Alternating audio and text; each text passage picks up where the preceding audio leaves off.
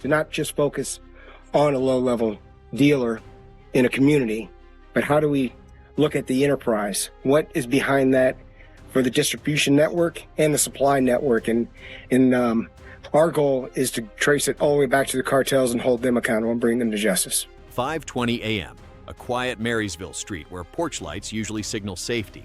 Then a line of unmarked vehicles stopped in sync and the silence shifted. Federal agents moved with precision. Exits cut off, positions locked. One ordinary home became a sealed operation zone in seconds. The target wasn't a street-level dealer. Publicly, he looked clean. Inside, investigators found drugs, weapons, and infrastructure built by people who believed they were untouchable. ICE and FBI units entered before most residents were awake. Teams spread down the block calmly, checking sightlines, covering corners, watching windows before a single door was breached. This neighborhood was known for trimmed lawns and predictable mornings. That image was the shield. No guards, no obvious security. The cover was normal life. The network didn't hide in shadows. It blended in. The house looked like every other home on the street. Parked cars, closed blinds, nothing out of place. The entry was fast and controlled. Rooms cleared in sequence. Voices rose only after control was established. The Mexican cartel leader was taken into custody within minutes. No chase, no chaos. Every escape route had already been closed. What looked effortless on the surface was the result of months of tracking and pressure applied at the exact weak point. Inside, agents shifted to search mode. Drawers opened, panels lifted, hidden spaces checked. The home's calm exterior gave way to rooms arranged more for storage than living. Foot traffic patterns marked the floors. Cash came first, $155,000 bundled and separated, ready to move. Not household savings, operational fuel. This address wasn't a side location, it was a functioning node. Marysville's quiet routine helped it thrive. Low suspicion, slower patrol rhythm, few questions asked. Leadership and supply were placed where attention was minimal.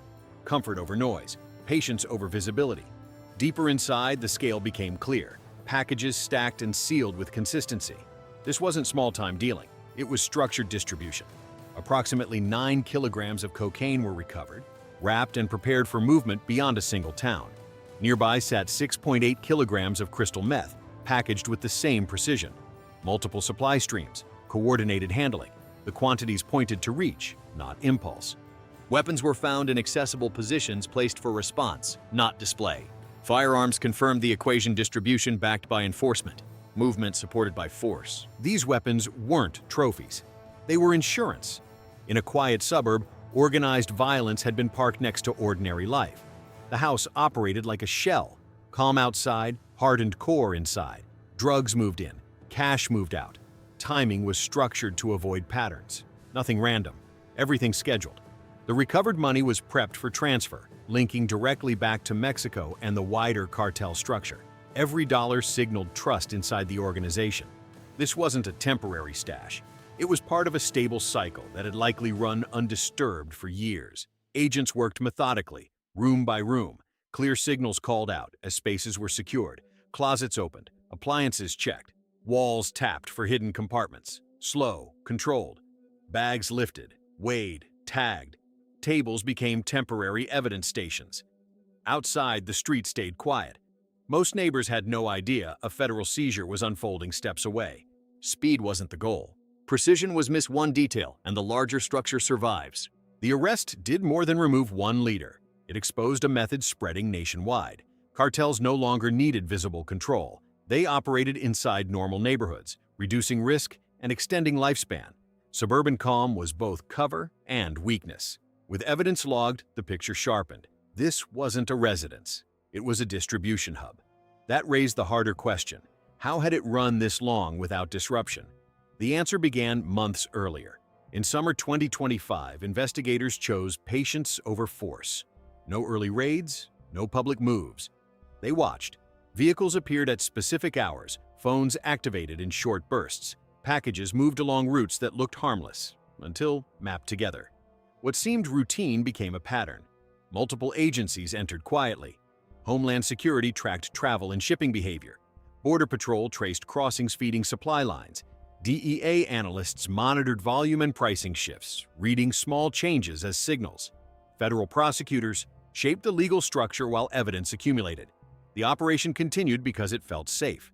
Loads crossed state lines with timing and discipline. Drivers blended into traffic. Storage sites rotated. Money moved without obvious trails. Nothing looked broken. That illusion kept the structure confident. Investigators avoided quick arrests. They built connection charts instead. Names, locations, timestamps. Each month, the web thickened. Calls led to meetings. Meetings led to transfers. Transfers pointed back to the same core figures, again and again. This wasn't a loose chain of deals. It was a structured system with roles and discipline. Move too early and you cut a branch, not the trunk.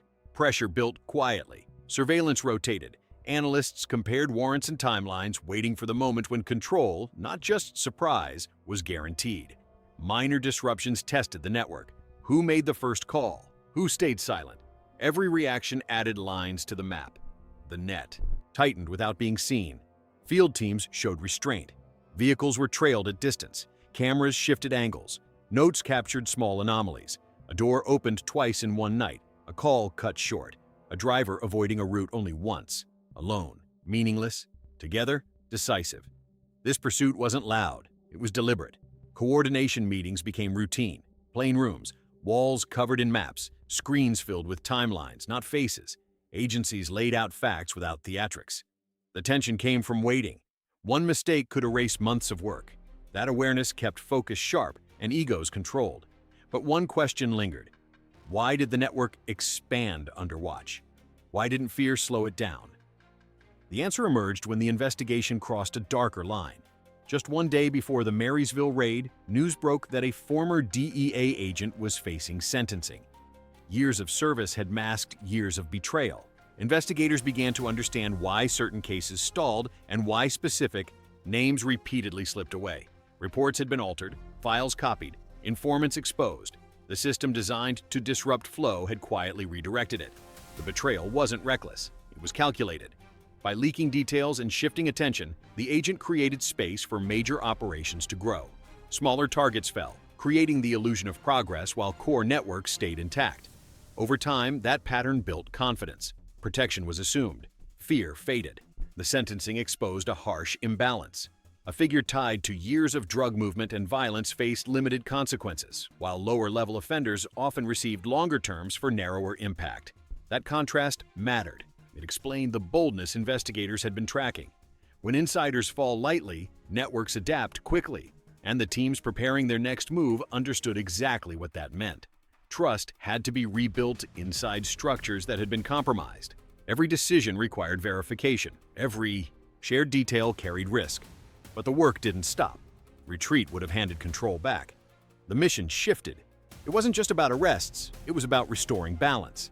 If enforcement could be bent from within, who actually held control in this quiet war? As evidence stacks grew and timelines aligned, a confrontation became unavoidable. Control returns when rules stop bending, and enforcement moves with clarity, not hesitation.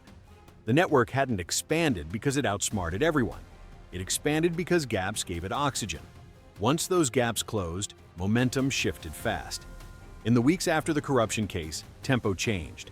ICE and HSI began treating networks as structured systems, not isolated crimes. Briefings tightened, target lists expanded, coordination calls became constant. The priority was clear: break the chain, not just create headlines. Raids evolved, no longer one door, one address. Operations became coordinated sweeps, roads cut off, back alleys watched, perimeters locked before entry. Unmarked vehicles arrived in staggered waves, then stopped together. A calm suburb transformed in seconds. Agents moved with steady discipline, scanning windows, marking angles, reading movement behind curtains. When the signal came, doors were breached hard, rooms cleared with blunt efficiency, hands down, voices sharp. The first seconds decided everything. If someone ran, agents flowed through hallways and across yards, sealing exits before engines could start. Flashlights cut through dim rooms. Evidence teams followed entry squads. Cabinets opened, panels lifted. Floor vents checked for hidden phones and cash. Arrests stacked across the region. Not random hits, but linked strikes designed to break operational rhythm. A driver moving loads between towns was stopped before sunrise. Traffic lanes sealed. Rifles low but ready.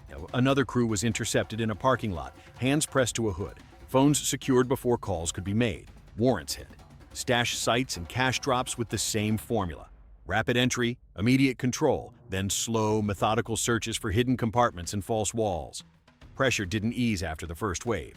Follow-on teams were already moving. Addresses lined up in sequence. Information flow changed too. Analysts pushed data across agencies in real time. Field units acted without delay. Hesitation was now considered a vulnerability, and it was no longer tolerated.